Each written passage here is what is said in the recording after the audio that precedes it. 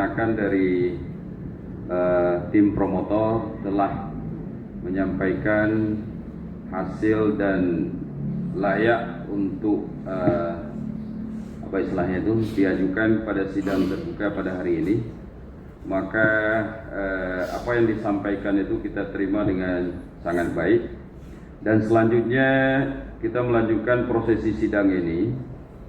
Kami mempersilakan saudara promovendus untuk menyampaikan abstrak disertasinya dalam waktu lebih kurang 10 menit. Dipersilakan.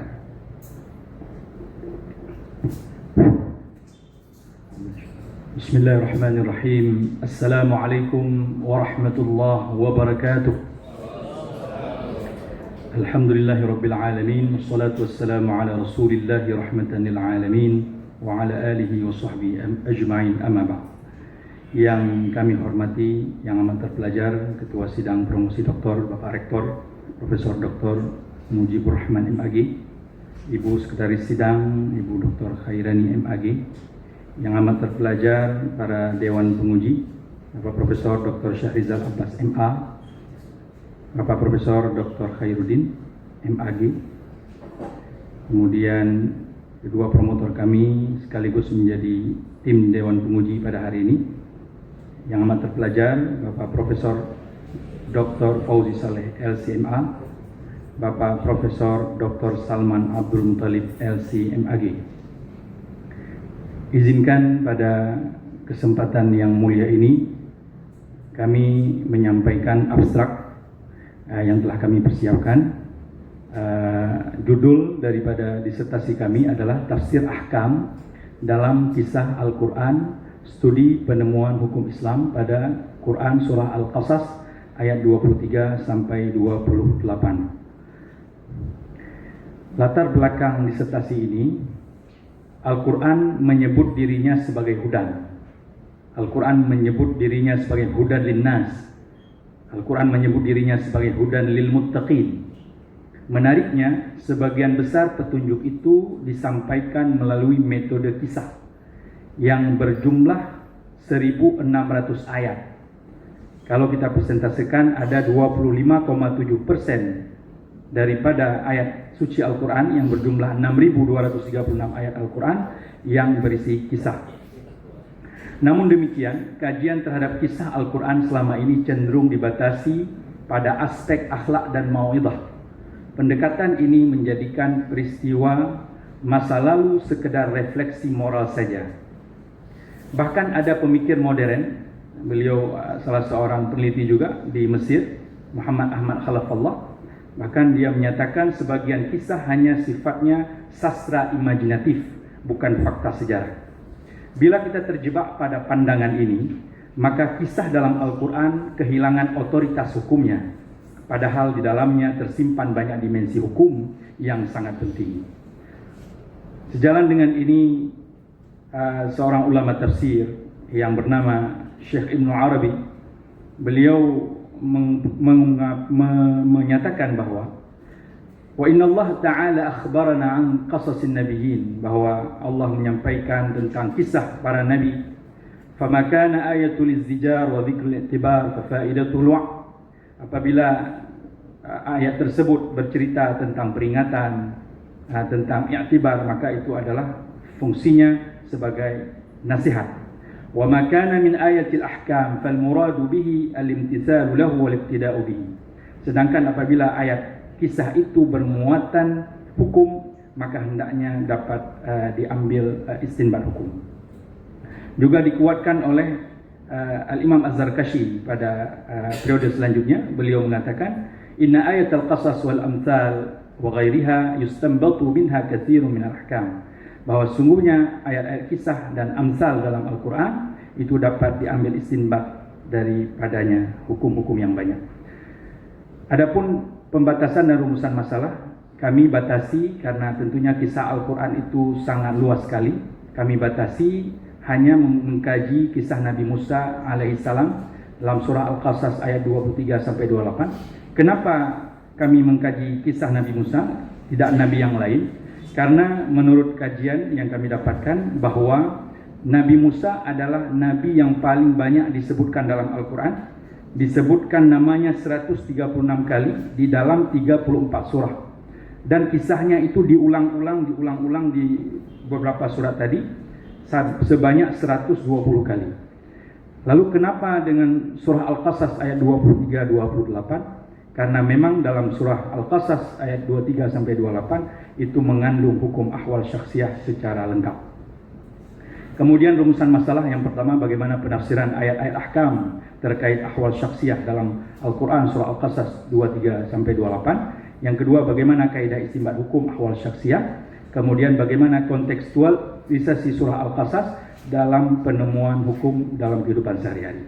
Tujuan penelitian mengidentifikasi, mendeskripsikan ayat ahwal syakhsiyah dalam surah Al-Qasas, menganalisis istinbat hukum, menjelaskan relevansi kontekstual surah Al-Qasas dalam perspektif kekinian.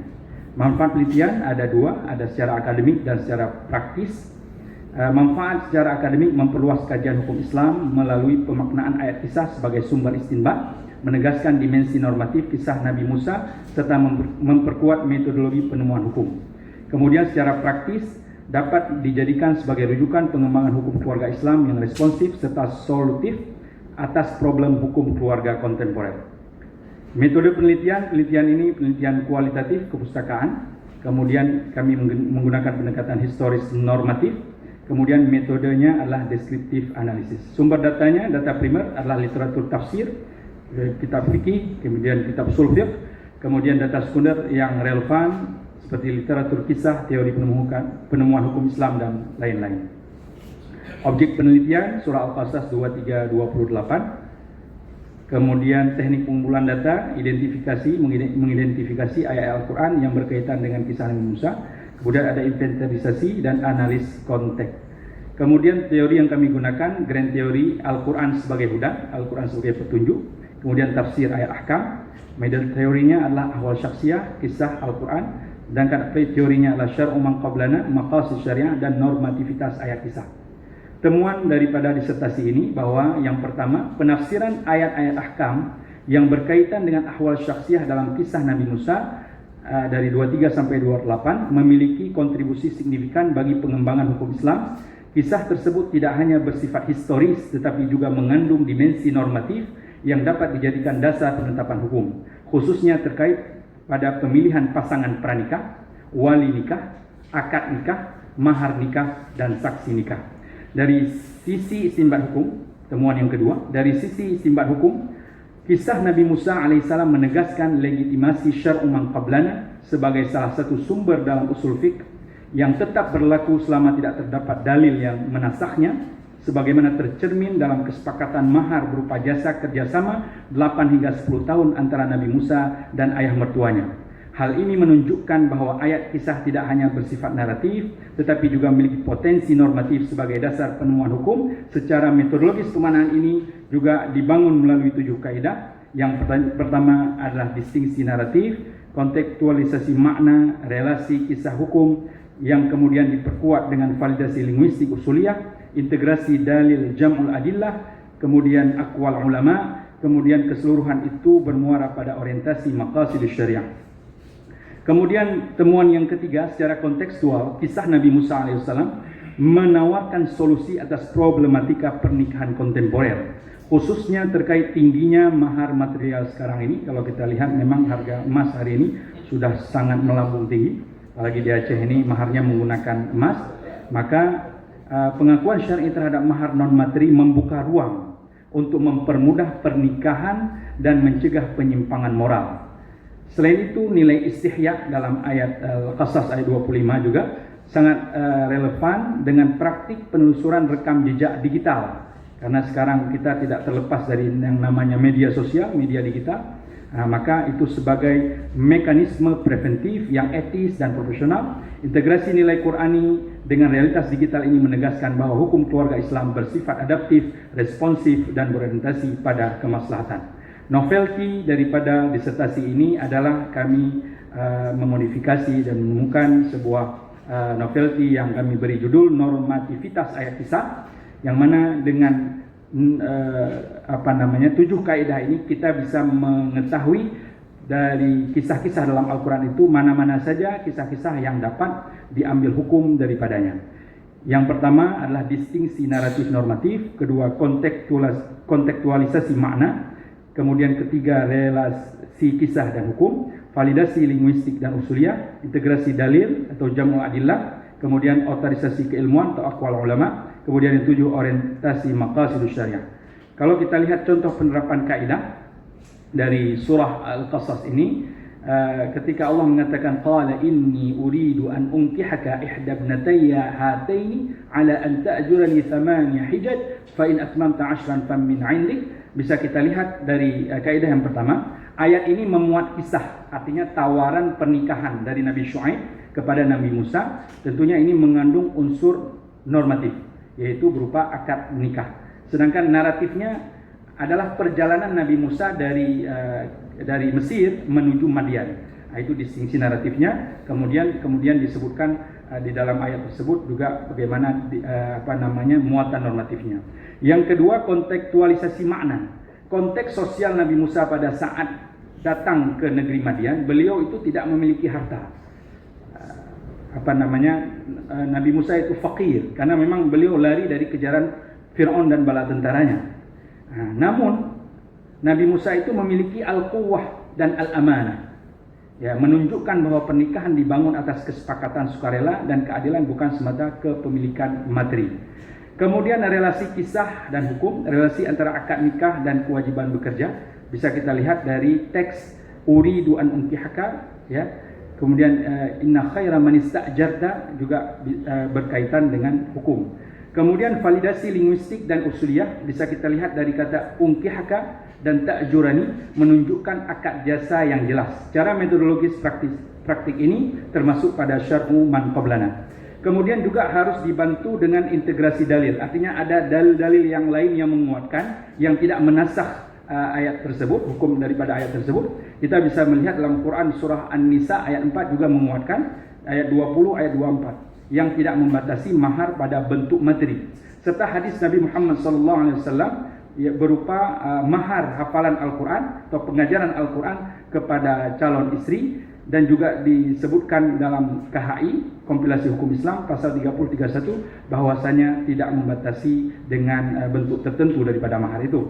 Kemudian selanjutnya juga dikuatkan oleh aqwal para ulama, otorisasi keilmuan, pendapat Al-Qurtubi, Ibnu Arabi, Al-Qiyal Harrasi, Syekh Wahbah Zuhaili menegaskan bahwa mahar berupa jasa adalah sah selama jelas dan disepakati. Kemudian juga kami menambahkan satu lagi, yaitu orientasi daripada maqasid syariah. Kebolehan mahar non materi itu sejalan dengan maqasid syariah, terutama menjaga keturunan, menjaga harta, kemudian mempermudah pernikahan dan mencegah beban ekonomi yang berlebihan. Ini kami berikan sedikit bagan bagaimana bekerjanya mahar non materi, dasar historis kisah Nabi Musa, realitas sosial mahar di masyarakat, kemudian penerapan 7 kaidah tadi, kemudian menghasilkan penemuan hukum mahar non materi. Kemudian terkait penelusuran rekam jejak pasangan melalui platform digital, ini dasarnya dari kisah Nabi Musa 23 sampai 25, pembentukan ayat kisah menjadi ayat hukum dengan 7 kaidah tadi. Kemudian di dalam ayat itu menjelaskan tentang faja'atu ihdahuma tamshi 'ala istihya. Jadi kata istihya ini adalah sebagai karakter yang mana karakter yang terlihat dalam kehidupan nyata. Karena memang manusia sekarang ini sangat erat kaitannya dengan dunia digital, maka tentunya komentar-komentar yang ada di dalam media sosial, kemudian ketika dia posting foto atau bagaimana yang dia posting berita atau foto dirinya sendiri, itu juga dapat memanifestasi perilaku di media sosial sebagai ruang interaksi sosial kontemporer, kemudian berakhir kepada penemuan hukum ahwal syakhsiyah. Alhamdulillah, akhirnya kami menyampaikan penelitian ini menguatkan bahwa kisah Al-Quran bukan sekedar sejarah masa lalu, ia adalah sumber hukum yang dinamis. Dengan menggali dimensi ahkam dalam kisah, kita bisa menjawab tantangan hukum di era modern dengan nilai-nilai yang tetap bersumber pada wahyu. Alhamdulillahirrahmanirrahim. Demikian, mohon maaf atas segala kekurangan, mohon arahan dari Dewan Penguji. Assalamualaikum warahmatullahi wabarakatuh. Warahmatullahi wabarakatuh.